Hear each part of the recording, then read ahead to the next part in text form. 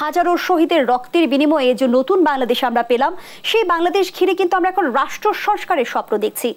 জনগণের যে পাহাড় সম প্রত্যাশা, সেটি আসলে অন্তর্বর্তীকালীন সরকারকে কতটা চাপে ফেলেছে? ধন্যবাদ।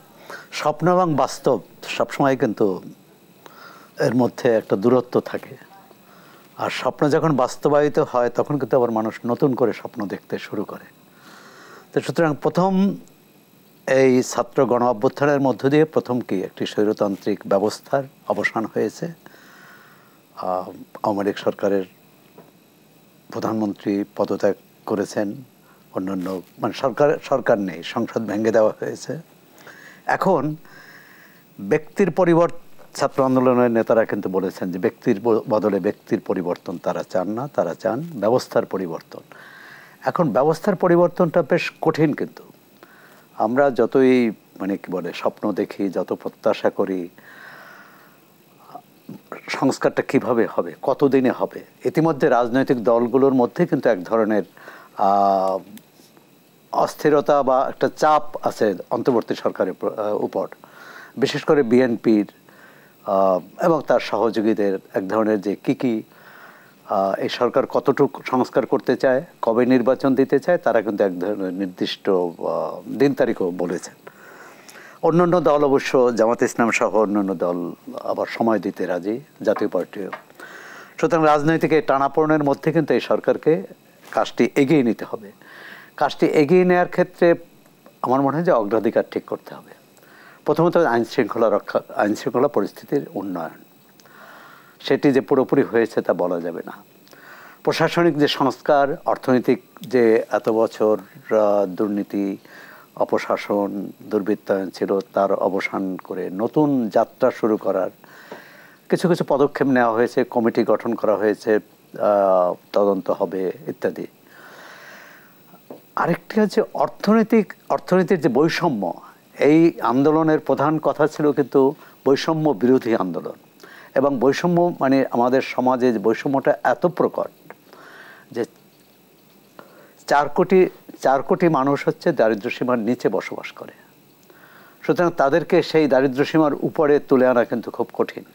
এটি অন্তর্বর্তী সরকার 2 বছরে বা 1.5 বছরে এটি পারবে না। হ্যাঁ, তবে যাত্রাটা শুরু হওয়া। নির্বাচনী ব্যবস্থার প্রশ্ন আসছে সংস্কারের।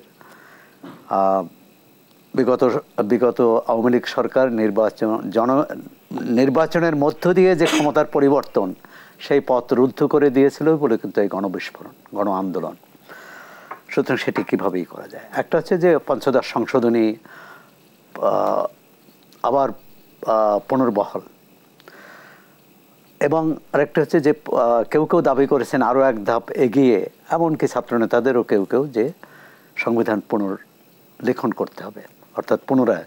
তাহলে একটা সংবিধান পুনর্লেখন করতে হলে তখন কিন্তু গণপরিষদ হতে হবে, আবার গণপরিষদ একটি হবে, পরে আবার নির্বাচন হবে। এটা দীর্ঘ সূত্রতা। সুতরাং এই ব্যাপারে সরকার কী চায়, ছাত্র নেতারা কী চায়, এবং রাজনৈতিক দলগুলো কী চায়, এর মধ্যে যা এই সমাজের অন্য শ্রেণী পেশার মানুষ, বিশেষ করে নাগরিক সমাজ, বিশেষজ্ঞ যারা রাষ্ট্র নিয়ে চিন্তা ভাবনা করেন, রাষ্ট্র নিয়ে ইতিপূর্বে মতামত দিয়েছেন, নির্বাচনের সময় বলেছেন যে এই একতরফা নির্বাচন দেশের কল্যাণ আনবে না। একটি আমার মনে হয় যে ব্যাপক ভিত্তিক সংলাপ হতে হবে।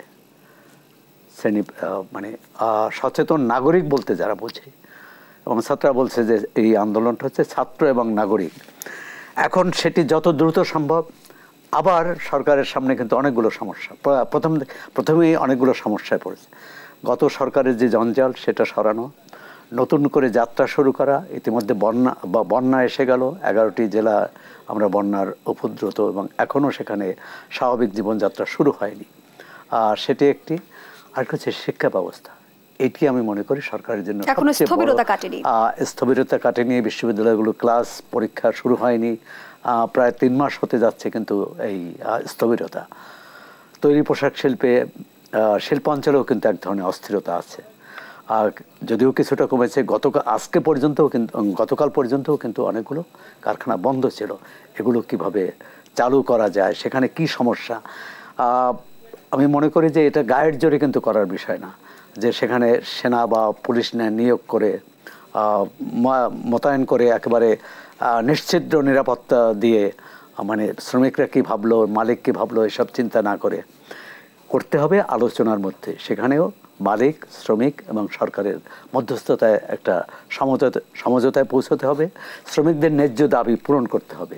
কারণ বাংলাদেশে তৈরি পোশাক শিল্পের এই যে রপ্তানিমুখী তৈরি পোশাক শিল্প বা আমাদের বৈদেশিক মুদ্রায়ের অন্যতম প্রধান উৎস হচ্ছে তৈরি পোশাক, কিন্তু এর শ্রমিকরা কিন্তু ভালো নেই। মালিকরা ভালো থাকলেও বা এই শিল্প ভালো থাকলেও আমরা দ্বিতীয় বৃহত্তম রপ্তানিকারক